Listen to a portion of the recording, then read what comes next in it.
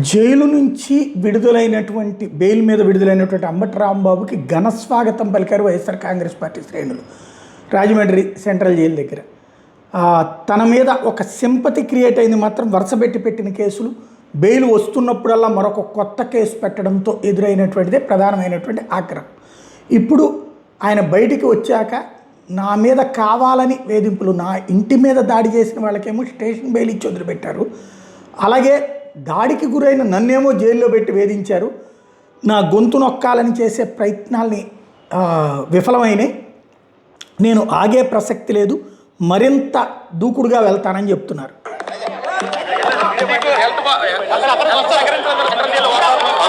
Health బాగానే ఉంది, no problem.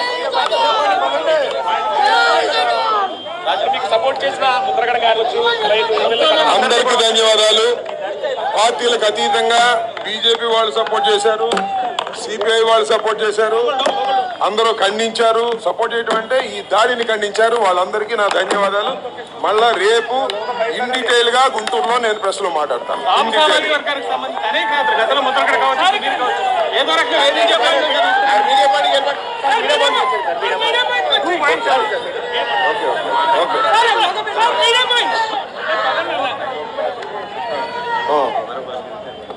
కావాలని పంపించారు.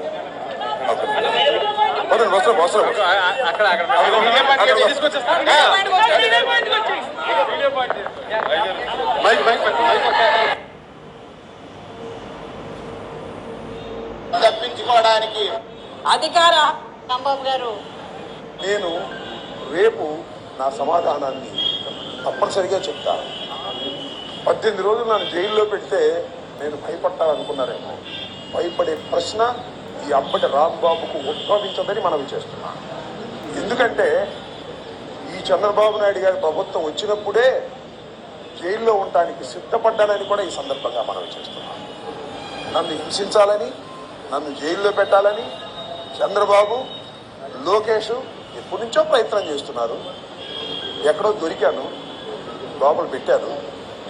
చూద్దాం, టైం విల్ కమ్ అగైన్. పరిస్థితులు మళ్ళా మారతాయి.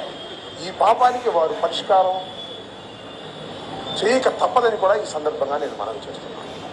రాజమండ్రి సెంట్రల్ ప్రిజన్ నాకు పట్టుదలను పెంచే ఒక శిక్షణా కేంద్రం అని కూడా ఈ సందర్భంగా నేను మనవి చేస్తున్నాను. మరింత పట్టుదలగా, మరింత కసిగా ఎన్ని కేసులు పెట్టినా, ఎన్ని రోజులు జైల్లో ఉన్నా ఒక్క అడుగు కూడా వెనక్కు వెయ్యను. జగన్మోహన్ రెడ్డి గారి నాయకత్వంలో ఈ కూటమి ప్రభుత్వాన్ని ప్రజాస్వామ్యబద్ధంగా కూల్చేంత వరకు ఈ పోరాటం ఆగదు. ఎన్నిసార్లు జైల్లో పెట్టినా వెనక్కు వెళ్లే ప్రశ్న లేదు. అన్యాయంగా, అక్రమంగా జైల్లో పెట్టారు. నా ఇల్లు దహనం చేయడానికి ప్రయత్నం చేశారు, నా కార్లు పగలగొట్టారు, నా ఆఫీస్ పగలగొట్టారు, నా పెళ్ళాం బిడ్డల్ని తరిమి కొట్టారు, నన్ను చంపడానికి ప్రయత్నం చేశారు, తీసుకొచ్చి జైల్లో పెట్టారు. ఏమైంది? ఏమైందని అడుగుతా ఉన్నా. చంద్రబాబు నాయుడు అడుగుతా ఉన్నా, లోకేష్ని అడుగుతా ఉన్నా. ఏమైంది? ఏమైంది? ఏది కాదు. మళ్ళా కాలం తిరిగి వస్తుంది. అన్నిటికీ సమాధానం వాళ్ళు చాలామంది మిత్రులు మాట్లాడారు.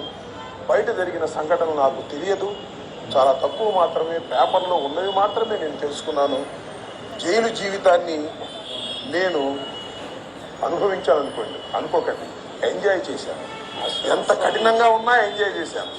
ఎందుకంటే ఒక రాజకీయ స్ఫూర్తితో రాజకీయాల్లోకి వచ్చినటువంటి వ్యక్తిని నేను, పట్టుదలగా ముందుకు సాగే వ్యక్తిని జైల్లో పెడితే భయపడిపోయే వ్యక్తిని అంతకంటే కాదు, మరింత ధైర్యంగా పోరాట పటిమతో ముందుకు వెళ్ళేది.